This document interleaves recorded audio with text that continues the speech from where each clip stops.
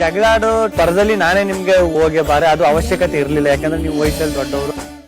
ನಮಸ್ಕಾರ ಸ್ನೇಹಿತರೆ, ನಮ್ಮ ಕನ್ನಡ ಯೂಟ್ಯೂಬ್ ಚಾನೆಲ್ಗೆ ನಿಮಗೆಲ್ಲ ಸ್ವಾಗತ. ಈ ವಾರ ಬಿಗ್ ಬಾಸ್ ಮನೆಯಲ್ಲಿ ಸಿಕ್ಕಾಪಟ್ಟೆ ಟ್ವಿಸ್ಟ್ಗಳೇ ನಡೆದಿತ್ತು. ಇದು ಫಿನಾಲೆ ವೀಕ್, ಹಾಗಾಗಿ ಟಾಪ್ 5ಅಲ್ಲಿ ಬರೋ ಕಂಟೆಸ್ಟೆಂಟ್ಗಳು ಯಾರು ಅನ್ನೋ ಕುತೂಹಲ ಜನರಲ್ಲಂತೂ ಇತ್ತು. ಇವರೇ ಬರಬಹುದು ಅಂತ ಒಂದು ಗೆಸ್ ಮಾಡಿದ್ರು ಕೂಡ ಯಾರು ಎಲಿಮಿನೇಟ್ ಆಗಿ ಹೊರಗಡೆ ಹೋಗೋದು ಅನ್ನೋ ಒಂದು ಸಣ್ಣ ಕುತೂಹಲ ಅಂತೂ ಇದ್ದೇ ಇತ್ತು.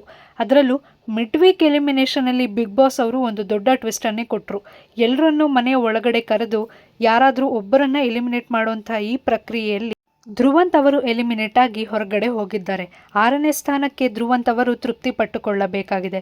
ಆದರೆ ಧ್ರುವಂತ್ ಅವರಿಗಿಂತ ಹೆಚ್ಚಾಗಿ ರಕ್ಷಿತಾ ಅವರು ಹೋಗಬೇಕಾಗಿತ್ತು ಅನ್ನೋದು ಕೆಲವರ ಅಭಿಪ್ರಾಯ. ಆದರೆ ರಕ್ಷಿತಾ ಫ್ಯಾನ್ಸ್ ಎಲ್ಲರೂ ಇದು ಸರಿಯಾಗಿಯೇ ಇದೆ, ಧ್ರುವಂತ್ ಅವರು ಇಷ್ಟು ದಿನ ಮನೆಯಲ್ಲಿ ಇರೋದಕ್ಕೆ ಅರ್ಹರೇ ಇರಲಿಲ್ಲ ಎಂದು ಕೂಡ ವಾದ ಮಾಡ್ತಾ ಇದ್ದಾರೆ. ಒಟ್ಟಿನಲ್ಲಿ ಫಿನಾಲೆ ತಲುಪಿ ವಿನ್ನರ್ ಆಗಬೇಕು ಅಂದ್ಕೊಂಡಿದ್ದ ಧ್ರುವಂತ್ ಅವರ ಕನಸುಗಳೆಲ್ಲ ಈ ಒಂದು ಎಲಿಮಿನೇಷನಿಂದ ನುಚ್ಚು ನೂರಾಗಿದೆ. ಇನ್ನು ಎಲಿಮಿನೇಷನ್ ಮುಗಿದ ನಂತರ ಸಂಕ್ರಾಂತಿ ಹಬ್ಬದ ಆಚರಣೆ ಜೊತೆಗೆ ಹಳೆಯ ಕಹಿ ನೆನಪುಗಳನ್ನೆಲ್ಲ ಸುಟ್ಟು ಹಾಕೋ ಅವಕಾಶವನ್ನು ಬಿಗ್ ಬಾಸ್ ಅವರು ಕೊಟ್ಟಿದ್ದು, ಇದರಲ್ಲಿ ಗಿಲ್ಲಿ ಅವರು ಅಶ್ವಿನಿ ಅವರಿಗೆ ಸಾರಿ ಹೇಳಿದ್ದಾರೆ. ಅಶ್ವಿನಿ ಅವರು ವಯಸ್ಸಲ್ಲಿ ದೊಡ್ಡವರಾಗಿದ್ರೂ ಕೂಡ ಜಗಳದ ಭರದಲ್ಲಿ, ಮಾತಿನ ಭರದಲ್ಲಿ ಹೋಗೇ ಬಾರೆ ಅಂತೆಲ್ಲ ಮಾತಾಡಿದ್ದು ಅನಾವಶ್ಯಕವಾಗಿತ್ತು ಅಂತ ಹೇಳಿ ಗಿಲ್ಲಿ ಅವರು ಅಶ್ವಿನಿ ಅವರಿಗೆ ವೇದಿಕೆ ಮೇಲೆ ಸಾರಿ ಕೇಳಿದ್ದು, ಗಿಲ್ಲಿ ಅವರ ಈ ಗುಣವನ್ನು ಫ್ಯಾನ್ಸ್ ತುಂಬ ಇಷ್ಟಪಟ್ಟಿದ್ದಾರೆ.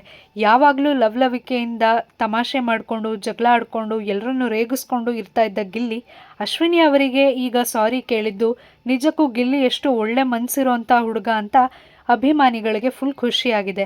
ಹಾಗೆ ಅಶ್ವಿನಿ ಅವರು ಕೂಡ ಅಷ್ಟೇ ಗಿಲ್ಲಿ ಅವರಿಗೆ ಥ್ಯಾಂಕ್ಸ್ ಹೇಳಿದ್ದಾರೆ. ಗಿಲ್ಲಿ ಥರ ಲೈಫನ್ನು ಲೈಟಾಗಿ ತಗೋಬಹುದು, ತುಂಬ ಎಂಜಾಯ್ ಮಾಡಿಕೊಂಡು ಖುಷಿಯಾಗಿ ಲೈಫನ್ನು ಲೀಡ್ ಮಾಡಬಹುದು ಅನ್ನೋದನ್ನು ಗಿಲ್ಲಿ ಅವರಿಂದಾನೇ ನೋಡಿ ಕಲ್ತಿದ್ದು. ಆ ಥರನೂ ಲೈಫ್ ಲೀಡ್ ಮಾಡಿ ಎಷ್ಟು ಚೆನ್ನಾಗಿರ್ಬೋದು ಅಂತ ತಿಳಿಸ್ಕೊಟ್ಟಿದ್ದಕ್ಕೆ ಧನ್ಯವಾದ ಅಂತ ಹೇಳೋ ಮೂಲಕ ಇವರಿಬ್ಬರು ಕೂಡ ಹಳೆಯ ಮುನಿಸುಗಳನ್ನೆಲ್ಲ ಮರೆತು ಮತ್ತೆ ಫ್ರೆಂಡ್ಸ್ ಆಗಿದ್ದಾರೆ. ಇದನ್ನು ನೋಡಿ ಹೊರಗಿನ ವೀಕ್ಷಕರಿಗೆ ದೊಡ್ಡ ರೀತಿಯಲ್ಲಿ ಶಾಕ್ ಆಗಿದೆ ಅಂತ ಹೇಳ್ಬೋದು. ಯಾಕಂದರೆ ಫಿನಾಲೆ ಹತ್ತಿರ ಬರ್ತಾ ಇದ್ದ ಹಾಗೆ ಇಷ್ಟು ದಿನಗಳ ಜಗಳ, ಅದೇ ಬೇರೆ ಮನಸ್ಥಿತಿ ಹಾಗೂ ಈಗಿರೋ ಮನಸ್ಥಿತಿಗಳು, ಅಬ್ಬಾ ಮನುಷ್ಯರು ಎಷ್ಟು ವಿಚಿತ್ರ ಅಲ್ವಾ ಅಂತ ಒಂದು ಥಾಟ್ ಬರದೇ ಇರೋದಕ್ಕೆ ಸಾಧ್ಯನೇ ಇಲ್ಲ. ಹಾಗೆ ಗಿಲ್ಲಿ ಹೇಳಿದ ಹಾಗೆ ಕಾವ್ಯ ಅವರು ಫಿನಾಲೆಗೆ ತಲುಪಾಗಿದೆ. ಹಾಗಿದ್ರೆ ವಿನ್ನರ್ ಆಗೋದು ಯಾರು? ಗಿಲ್ಲಿನ ವಿನ್ನರ್ ಆಗ್ತಾರಾ? ನಿಮಗೇನನ್ಸುತ್ತೆ ಅನ್ನೋದನ್ನು ಕಾಮೆಂಟಲ್ಲಿ ತಿಳಿಸಿ.